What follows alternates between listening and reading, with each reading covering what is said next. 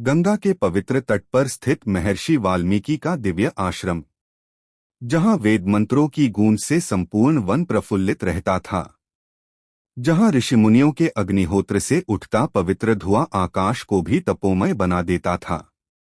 किंतु उसी शांत वनभूमि पर अब होने वाला था ऐसा अद्भुत प्रसंग, जिसे देखकर देवता भी आश्चर्य में पड़ गए थे। अयोध्या के महाराज रामा के अश्वमेध यज्ञ का दिव्य अश्व विजय का प्रतीक बनकर वन वन विचरण कर रहा था, जिसे रोकने का साहस इंद्र जैसे देवताओं में भी नहीं था। परंतु नियति कुछ और ही लिख चुकी थी। माता सीता के तेजस्वी पुत्र वीर कुमार लावा अपने मुनिकुमार साथियों के साथ वन में समिधाएं एकत्र करने निकले थे। तभी उनकी दृष्टि उस दिव्य अश्व पर पड़ी। स्वर्णपत्र से अलंकृत वह अश्व, जिसके मस्तक पर लिखा था रघुवंश का अद्वितीय पराक्रम। किंतु जैसे ही लव ने उस लेख को पढ़ा, उनके भीतर का क्षत्रिय तेज प्रज्वलित हो उठा। बालक होने पर भी सिंह के समान गर्जना करते हुए लव ने समस्त राजाओं को चुनौती दे डाली। और फिर जो हुआ, उसने शत्रुघ्न की विशाल सेना को भी भय से कंपा दिया। एक बालक और सामने महाराज राम के अश्व की रक्षा करने वाले पराक्रमी सैनिक।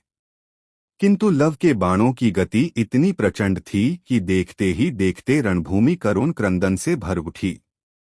तो आइए आज हम प्रवेश करते हैं पद्म पुराण के उस अत्यंत रोमांचकारी और अद्भुत अध्याय में।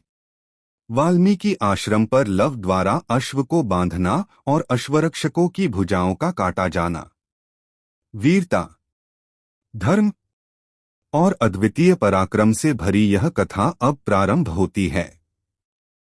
शेष जी कहते हैं, एक दिन प्रातःकाल वह अश्व गढ़ के किनारे महर्षि वाल्मीकि के श्रेष्ठ आश्रम पर जा पहुंचा, जहां अनेकों ऋषिमुनि निवास करते थे और अग्निहोत्र का धुआं उठ रहा था। जानकी जी के पुत्र लव अन्य मुनिकुमारों के साथ प्रातःकालीन हवन कर्म करने के उद्देश्य से उसके योग्य समिधाएं लाने के लिए वन में गए थे। वहां सुवर्णपत्र से चिहित उस यज्ञ संबंधी अश्व को उन्होंने देखा, जो कुछुम, अगरू और कस्तूरी की दिव्य गंध से सुवासित था। उसे देखकर उनके मन में कौतूहल पैदा हुआ और वे मुनिकुमारों से बोले, यह मन के समान शनिघ्रगामी अश्व किसका है, जो दैवात मेरे आश्रम पर आ पहुंचा है? तुम सब लोग मेरे साथ चलकर इसे देखो, डरना नहीं। यह कहकर लव तुरंत ही घोड़े के समीप गए। रघुकुल में उत्पन्न कुमार लव कंधे पर धनुष बाण धारण किए उस घोड़े के समीप ऐसे सुशोभित हुए मानो दुर्जय वीर जयंत दिखाई दे रहा हो। घोड़े के ललाट में जो पत्र बांधा था, उसमें सुस्पष्ट वर्णमालाओं द्वारा कुछ पदुक्तियां लिखी थीं, जिनसे उसकी बड़ी शोभा हो रही थी। लव ने पहुंचकर मुनि पुत्रों के साथ वह पत्र पढ़ा। पढ़ते ही उन्हें क्रोध आ गया और वे हाथ में धनुष लेकर ऋषि कुमारों से बोले। उस समय रोष के कारण उनकी वाणी स्पष्ट नहीं निकल पाती थी। उन्होंने कहा, अरे इस क्षत्रिय की धृष्टता तो देखो, जो इस घोड़े के भालपत्र पर इसने अपने प्रताप और बल का उल्लेख किया है। राम कया है, शत्रुघ्न की क्या हस्ती है? क्या ये ही लोग क्षत्रिय के कुल में उत्पन्न हुए हैं?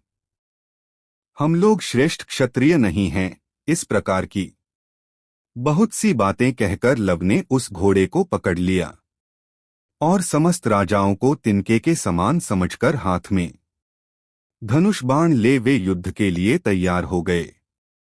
मुनिपुत्रों ने देखा कि लव घोड़े का अपहरण करना चाहते हैं, तो वे उनसे बोले, कुमार, हम तुम्हें हित की बात बता रहे हैं, सुनो। अयोध्या के राजा श्री राम बड़े बलवान और पराक्रमी हैं। अपने बल का घमंड रखने वाले इंद्र भी उनका घोड़ा नहीं छू सकते, फिर दूसरे की तो बात ही क्या है। दो आथ तुम इस अश्व को न पकड़ो। यह सुनकर लव ने कहा, तुम लोग ब्राह्मण बालक हो, क्षत्रियों का बल क्या जानो। क्षत्रिय अपने पराक्रम के लिए प्रसिद्ध होते हैं, किंतु ब्राह्मण लोग केवल भोजन में ही पटु हुआ करते हैं। इसलिए तुम लोग घर जाकर माता का परोसा हुआ पक्वान्न उड़ाओ। लपके ऐसा कहने पर मुनिकुमार चुप हो रहे और उनका पराक्रम देखने के लिए दूर लौट जाकर खड़े हो गए। तदंतर राजा शन्नुक सेवक वहां आए और घोड़े को बैंधा देखकर लव से बोले, हो किसने इस घोड़े को यहाँ बांध रखा है? किसके ऊपर आज यमराज कुपित हुए हैं? लव ने तुरंत उत्तर दिया, मैंने इस उत्तम अश्व को बांध रखा है, जो इसे छुड़ाने आएगा उसके ऊपर मेरे बड़े भाई कुछ शीघ्र ही क्रोध करेंगे। यमराज भी आ जाए तो क्या कर लेंगे? हमारे बाणों की बौछार से संतुष्ट होकर स्वयं ही माथा टेक देंगे और तुरंत अपनी राह लेंगे। लव की बात सुनकर सेवकों ने आपस में कहा, यह बेचारा बालक है, इसकी बात पर ध्यान नहीं देना चाहिए। तत्पश्चात वे बांधे हुए घोड़े को खोलने के लिए आगे बढ़े। यह देख लव ने दोनों हाथों में धनुष धारण कर शत्रुघ्न के सेवकों पर क्षुरप्रों का प्रहार आरंभ किया। इससे उनकी भुजाएं कट गईं और वे शोक से व्याकुल होकर शत्रुघ्न पास गए।